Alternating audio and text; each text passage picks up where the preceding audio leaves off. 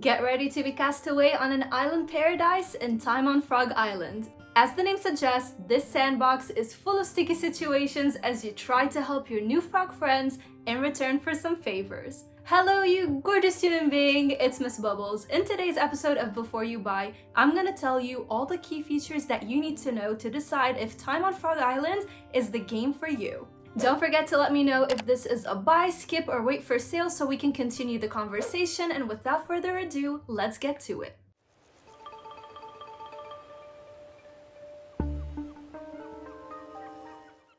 The game starts you off on a ship where you, a sailor, quickly begin freaking out because the weather is just not working in your favor. Quickly enough, the ship crashes and here you are on this unknown island with frog residents. The atmosphere is pretty and you're surrounded by calming waters. It's colorful with plenty of objects to interact with, which makes it feel more lively. For example, you can grab a leaf to glide easily from place to place, or you can get a flower that increases your speed when you press X. Another example is stepping on large mushrooms will instantly let you jump higher. Yes, you can jump in the game, and for some reason I'm always so happy when I can jump in games like this. Now the island is divided into different parts. You have the main one with a small town, the barracks, however you say that, and a top mountain, but you also have an eastern and western island as well. The town was my favorite because you can find plenty of frogs just wandering around doing their own business, but you also see different shops like a tavern, a blacksmith, but also a church. The mountain, on the other hand, introduces you to a new biome where snow takes over and you no longer get that exotic feeling that you had when you were exploring the rest of the place. To add to the immersion, we get a simplistic weather system where sometimes it's going to be raining, other times it's going to be sunny and beautiful, along with a day and night cycle. These elements are very important because depending on whether it's sunny or rainy, if it's the day or the night, you're going to have different flowers to interact with or gather, new items to explore, as well as new frogs and new quests triggering. In regards to the sound department, sound effects are very cute. When you step on a leaf, for instance, or the ice thingies, musical notes will play around, and you can even step on bodies of water or hear the beautiful sound of the rain. However, the music was okay at best. In the beginning, it had its charm, but it quickly got repetitive for me.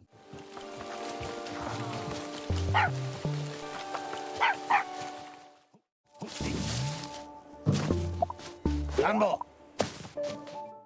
In terms of traversing the island, everything is very easy and simplistic, and you also have a very responsive control system. Keep in mind though, you can't rotate the camera, and I really wish we could because there's no map to help you, so it can be a little bit difficult to memorize where everything is. And I know some of you are gonna say, hey, it's the intention of the game not to have the map so you can really feel like the lost sailor, but to me, a little bit of help is always welcome. Anyways, there are no loading screens here, so you can just move around from place to place seamlessly, and the performance really helps with that. In docked mode, I experienced a bit of stuttering, but handheld was really good, and the pop of color on the OLED screen was delightful to see.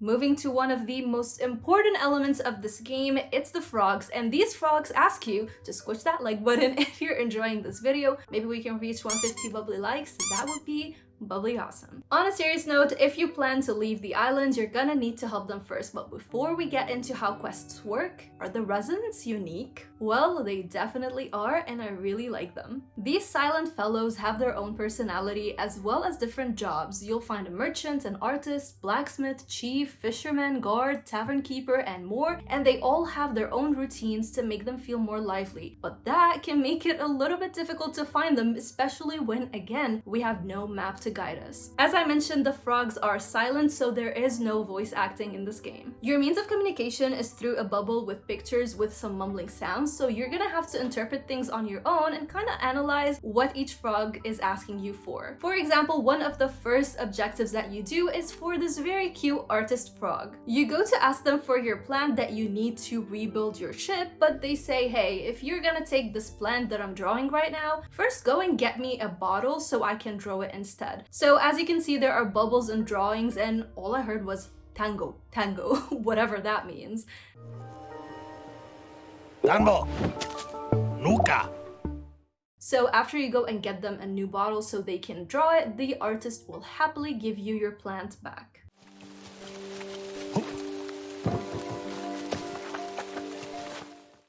Similar to the objective that I just walked you through, the entire gameplay here is all about fetch quests, but in a really good way. The primary objective of the game is fixing your ship by finding wooden planks, which happen to be right in the water, so that was easy to do. However, after that, you also need a wheel, a rope, sail, and rudder. To explain how objectives work, I'm gonna give you an example, and then you can kind of imagine how the rest of the game is gonna be like. So after I got my plant, I wanted to get the rope. To get that, I was just exploring the island and I saw this fisherman, and he told me, hey, I have the rope that you want, but I'll give it to you in exchange for a feather. So I went around the island and I searched for a feather, I found it, and I gave it to him. And in turn, of course, he gave me my rope and I could put it on the ship. Once I did that, I also unlocked an achievement, which is always fun to see since the entire achievement system is just not there on the Nintendo Switch. Now, yes, getting this rope was simple, however, there are other items that require you to complete the quests of different frogs to eventually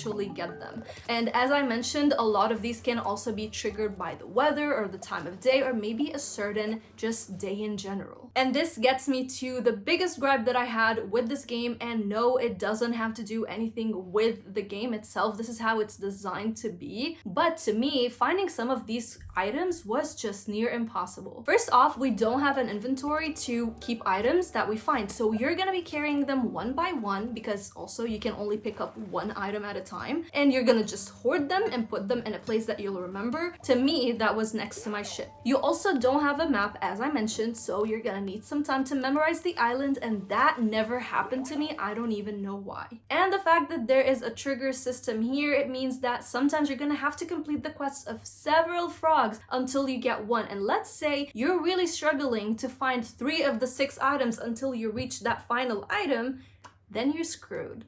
Now, by the time you get this game, this is not going to be a problem for you. You're going to have plenty of written and video walkthroughs to help you. The devs were kind enough to accommodate us with some kind of guide, but even that was very difficult. And I even talked to the PR person, I can't name them, but I just kept asking for help and they were trying to help me. But in the end, it was just very difficult to find a lot of these items. However, let me go back into the primary objective so I can explain a little bit more about some core gameplay mechanics. As you're completing your primary objectives, you also need to be aware of getting tired. As the night strikes, you'll get the Z's and the music will speed up, letting you know that, hey, you must go to bed now. To do so, you just put some wooden planks around the campfire and you simply go night-night. If you don't, you'll just spawn at a campfire, and the same will happen if you fall or die, let's say. You know, I really like that because you don't lose anything, because already some things are pretty difficult to come by.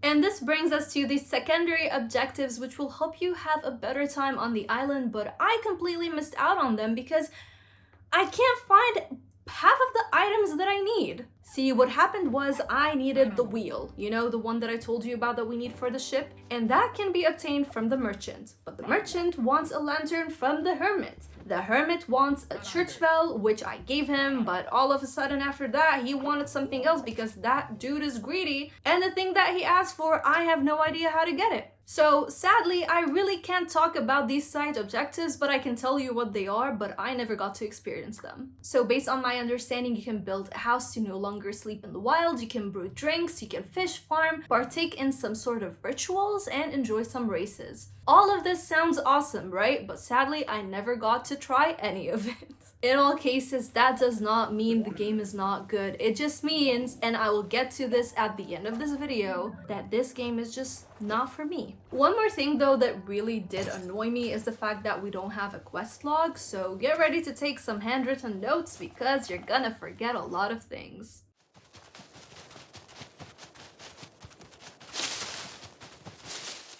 So we talked about some of the good and some of the bad, but the most important question is this game the one for you? To answer that, we're gonna go by this game is for you if, not for you if, and my personal verdict. This game is for you, of course, if you love frogs, because I know a lot of people adore frogs and you're gonna have plenty of them to interact with. This game is also for you if you love logical puzzle solving and also trying to find hidden objects and partaking in some platforming segments. This game is for you if you love fetch quests and not in a bad way. It's like in a really fun way, except I couldn't do half of them. However, this game is not for you if you think this is a farming life sim, which I thought it was. And you know, I totally get it, because from the trailer, that's what I gathered. I don't know if that means it's my fault or whatever. Again, this is a good game.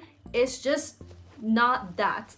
This game is also not for you if you are like me and you get easily frustrated with puzzle solving or not being able to find certain items, and it's not for you if you don't like not having access to a map or an inventory system. As for my personal verdict, I think this game is cute, charming, it's quirky in its own way, and it's very adorable. When I was able to figure things out, I had a really good time, but the quests, they just quickly got difficult to manage. I found myself forgetting a lot of things.